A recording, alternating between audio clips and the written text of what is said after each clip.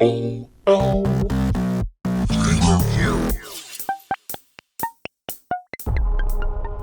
Yo, what up y'all? IntraVenus here, back with another episode. Today I wanted to show you some more Atari games and Atari stuff that I've picked up. If you tuned in recently, I did pick up an Atari 7800 Plus. It's their newest Atari console, and I got it for $60. A really good deal. Found it on Amazon on sale.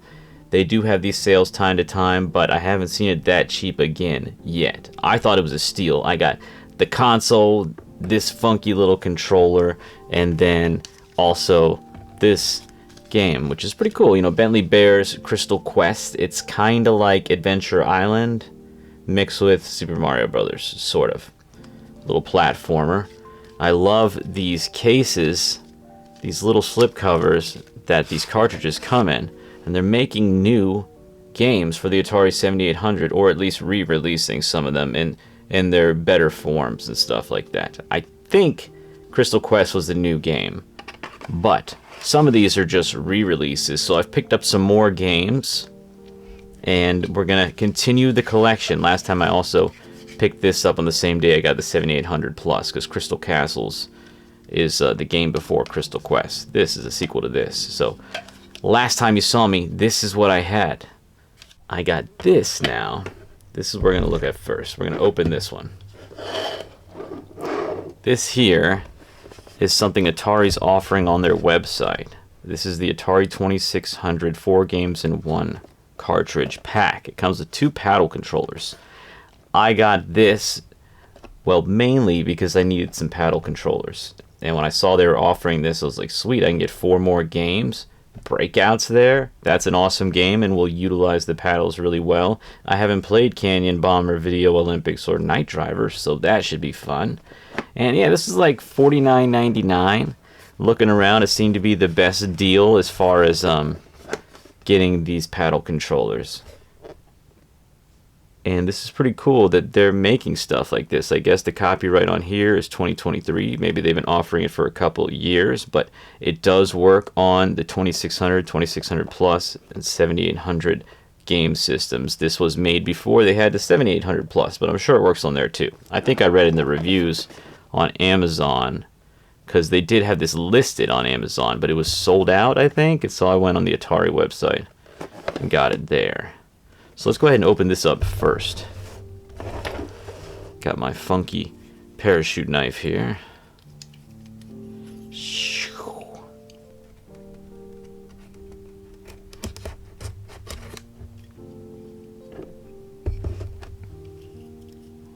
Don't want to cut anything in there. Let's open this bad boy up. I love this box. So right away we are greeted with a cartridge. Let's see, does this fold out and lift it up? No, it just makes room. Okay. And this cartridge also has a little slip cover on it. It says Atari 2600 on the side. We got the games here. And these must be little toggle switches. You know, you have to switch these depending on what game you want to play, and a load of different game on the cartridge, I believe. Pretty cool. Yep, there's your dip switches right there. Sweet. That gives you a little description. Neat. You see dip switches a lot inside of arcades. I do arcade repair for a living. Wish I could do YouTube for a living. Let's see what's inside here. Just the controllers. I don't know if there's going to be any manual. Let's put it on its side.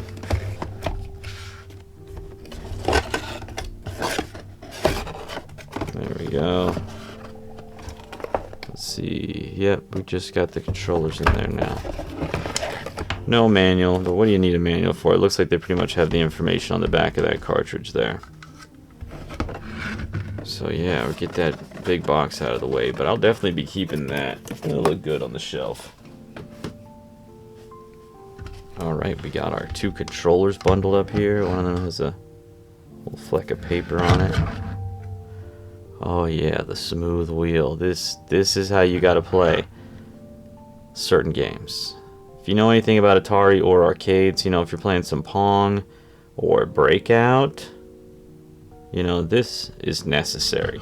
And I needed paddle controllers because one of the games that I've got we're going to show you today, it needs paddle controllers. Doesn't need them, but you're not going to play very well without them, I don't think. So let's just put these aside. Pull this out real quick here. I love these labels on the newer cartridges because the old games kind of looked bland on the labels a lot. They were just like silver or something. Nice. Cool. Huh. Alright. So that's fun addition to the collection here. This is an old Atari 7800 game, actually an original, in its original box. See down here we got 1987 copyright, 1989 copyright. It says right here, winners don't use drugs from the Department of Justice and Federal Bureau of Investigation. Wow, the director of FBI at that time was William S. Sessions. Escape from the Planet Jinx. This game, you control like a paddle, I think. And I don't know if it says here, paddle controllers. I think it does somewhere. Let's take a look at the packaging here. This looks just like the new re-release games, because they're doing them to look like the original games, except for we got the original barcode here.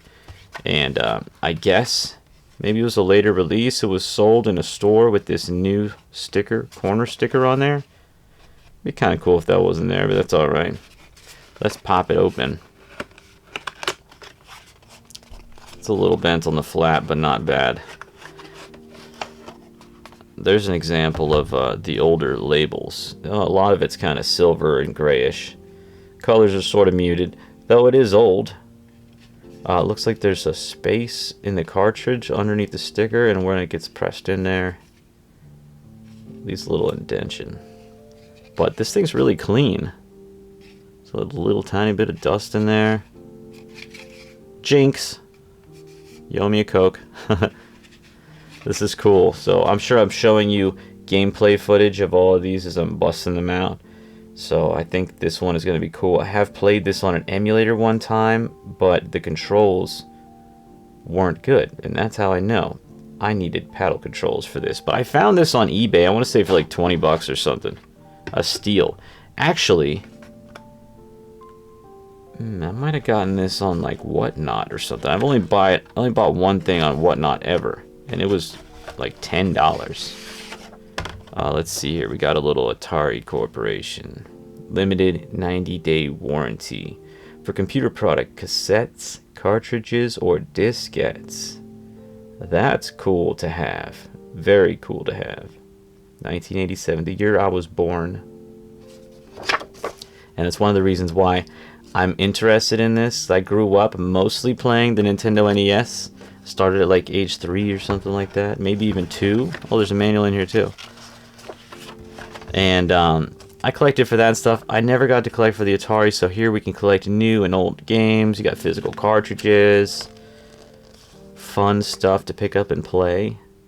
Paddle power. See that? Mm-hmm. Yeah, you want that paddle controller. There's a lot of text here, a lot of stuff to talk about.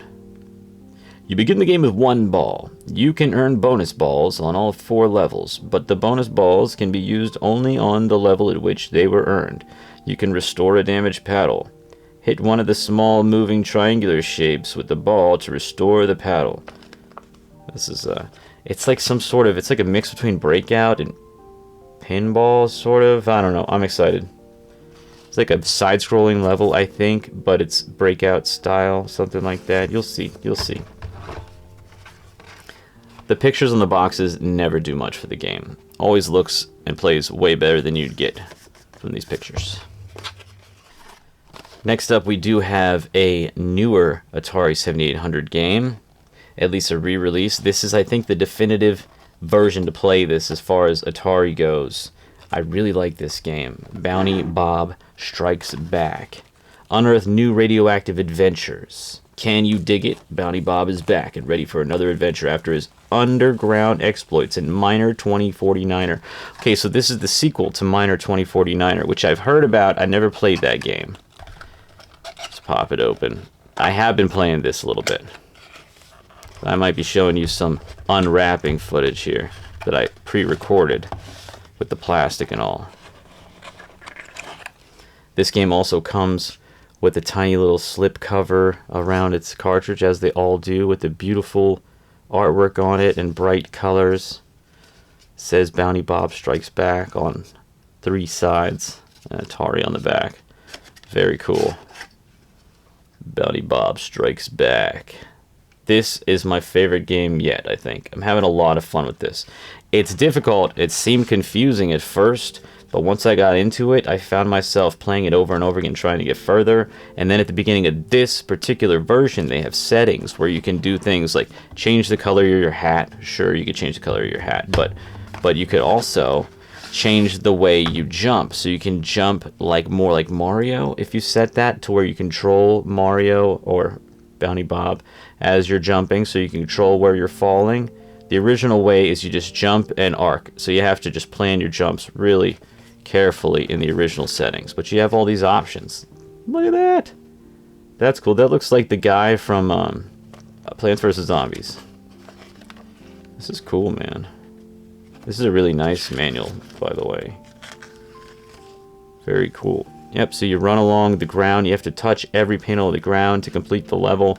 And you pick up these random items, and for a limited time, you can run through, defeat, consume, whatever, the bad guys. One by one, they'll disappear on the screen if you run through them in the time limit while you've eaten your things, your treats.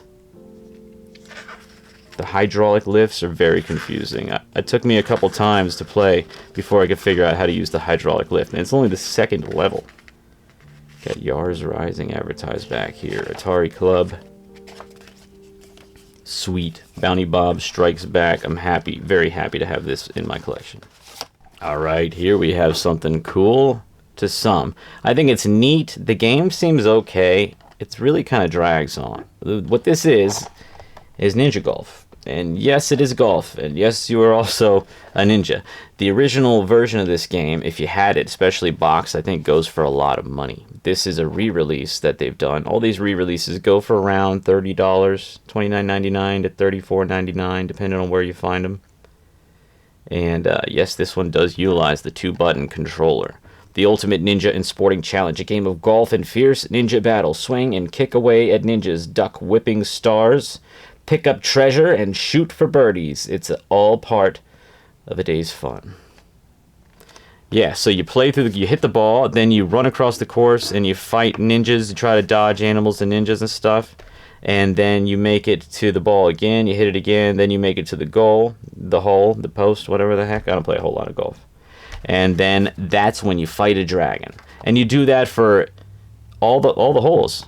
It's like a real golf game. Like there's, I don't know, 18 holes or something. It takes a while to play through. A lot of these games are good because you can pick them up and play. There's obviously not going to be any saving or anything. You might get your high scores saved. But Ninja Golf, if you put it down and turn it off, you're going to start over at the first hole. So it actually takes some time to play through all those holes. It's fun, but it takes a little more time than I would like. Let's look inside. I'm still glad to have it. Ninja Golf. In the slipcover. There's something different about this one, is it says Atari 7800 on each side and only has the name on the bottom along with Atari 7800. Atari 7800. And Atari on the back. All the other ones, well, you know what? This new one does it like that, kinda. With the 2600. But then Bentley Bear and these other games, they have the name on the side too, so it kind of messes up my flow on the shelves, but that's alright. Ninja Golf. Looks cool, fun to have. Also fun to say that you have it in your collection without spending a whole bunch of money. Let's see what the manual has to show here. See, there you go. You're hitting the ball. You pick up throwing stars and magic shields. You can restore your enemy. You get bombs. And you get points. So there's your golf scores. You just work your way to the end, you know? It is what it is. Hey, if you're a golf fan, this one might be one of your favorites. It's not my favorite, but it's fun, and I will play more of it. Alright, next we have Frenzy. This is the sequel to Berserk. I've played it a little bit, and this one is cool. I think this is my second favorite. It's a little longer. It doesn't have to be. You see how far you can get. You'll get better and better. It'll be a longer and longer game. You run through shooting these enemies, and once you get to a certain point, I haven't quite figured it out yet. I think either a time limit hits, or once you eliminate all the enemies on the screen in this room, then this smiley guy starts chasing you. Trapped in a bizarre, highly advanced alien maze, you've got to find a way to escape before your Lieutenant Lyra Nova is fried to a crisp. And you have to watch out for the grinning, crazy Otto, Evil Otto's cousin. There's a bouncing smiley face. Comes at you pretty quick, and then I've played it enough to where I got to a room where there was like a big old smiley face in the middle of the room surrounded by walls. I'm not really sure what's going on there. That's kind of what I like about these games. It's just like a whole new experience. They play simply, but make you think a little bit. Definitely a lot of hand-eye coordination going on. Looking for the top scores instead of so much beating the game. I like that. I like it a lot. This one has a really beefy manual. There's Otto. Or it's just Otto's smile. I don't know. Crazy Otto. That's what he looks like in the game. Quite contrast compared to that one, eh? Okay, yeah, so we got... Yeah, Big Otto. I got to Big Otto. There's Robot Factory, Central Computer, the Power Plant. I'm not sure what you do exactly. I don't know what the final goal is here. But I'm looking forward to figuring it out. If you've played any of these, let me know as I'm going in the comments, you know. Which one's your favorite? What do you think about these? I think this was pretty cool. This is the re-release, and they also did a re-release of Berserk, I think. I'll be picking that one up too. Pretty cool. Love these things.